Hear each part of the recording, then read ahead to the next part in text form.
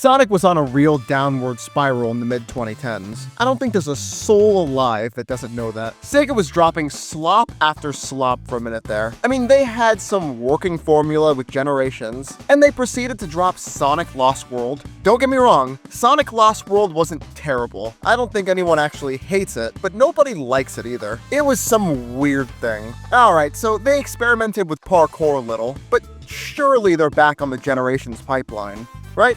Oh boy, I wish. While they already had a working formula, they go on to give us more experimentation. And this time, they changed the whole wardrobe too. And when they finally get back to the formula that works, the boost formula, hell, they even bring classic Sonic back for no reason. They still messed up somehow, giving us the most boring Sonic game in history. Well, it's better than Sonic 3D Blast, but not by much. So, in the end, that was the death of Sonic. All the build-up from the 90s and 2000s for this wet fart of a death. Or was it?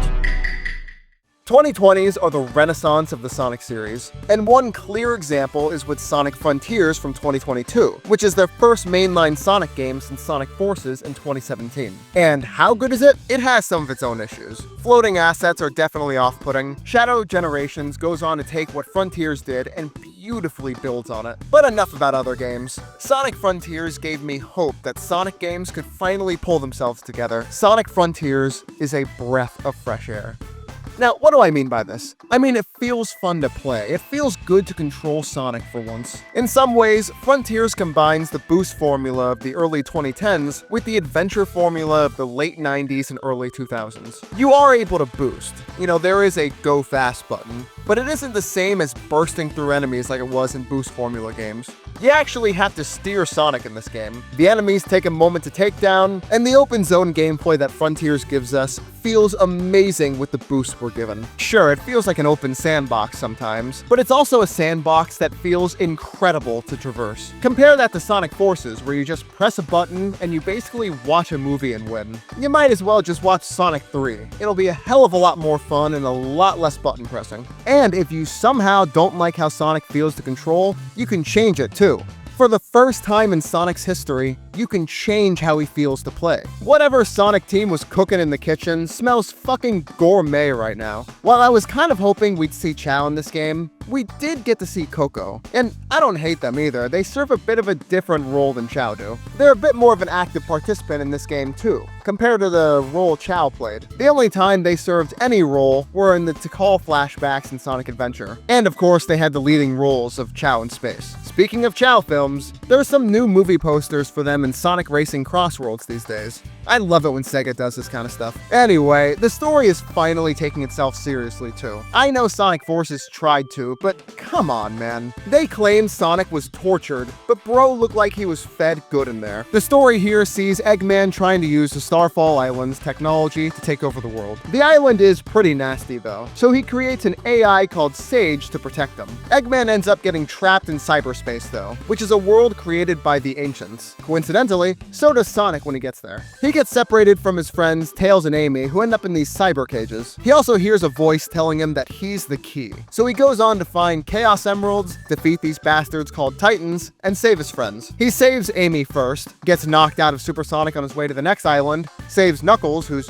here for some reason, gets the Chaos Emeralds again, gets knocked out of Supersonic again, saves Tails. Yeah, I'm sensing a pattern here. Each friend he frees, the more corrupted Sonic gets too. Crazy stuff. Sonic keeps getting visions of the Ancients' past, and get this, they were the ancestors of Chaos and Chao. This is absolutely bonkers lore. Never in my entire life did I think the assholes I called Water Sonic when I was 3 was a descendant of aliens. Anyway, Sonic finds out the voice in his head is the enemy the Ancients sealed in cyberspace, and now it's free because of him. Sonic and Sage team up to defeat this enemy called The End, which has pretty interesting gameplay. A kind of Galaga thing going on here. But the music and setting is really cool. Sage sacrifices herself to defeat The End, and we see genuine heartbreak from Eggman, which is something we haven't seen a whole lot of before. And that's the end.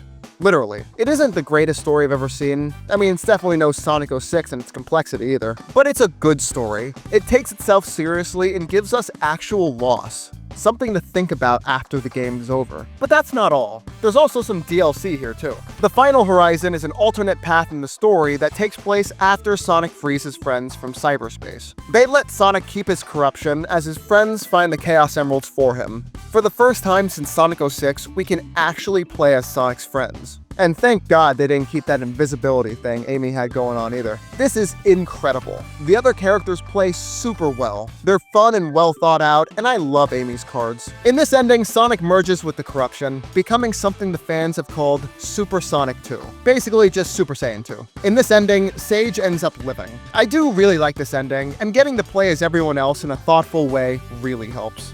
Plus, a new transformation for Sonic is always really cool, but not losing Sage makes this a worse ending for me. Not that I hate Sage and want her to die or anything, but the original ending gave us a glimpse at a side of Eggman we never see. I just hate to lose that kind of moment of reflection and loss from a character who's usually so confident or just used for gag jokes at times. Baldy nose hair! That's the best thing I've heard all day! Sonic Frontiers is a beautifully put together game. It feels amazing to explore the islands as every character, and the super fights really feel like they have some weight. Some of these boss fights recently just truly haven't felt like that. If you haven't played the game that sparked the Sonic Renaissance, please give it a go. It's a hell of a lot of fun. At the time it released, I was so excited to see it get so much positive reinforcement from the fans. It meant there was a good chance I would see more of this kind of gameplay in the future. And we've already seen a little bit of it already. I can't wait to see where Sonic takes the franchise next.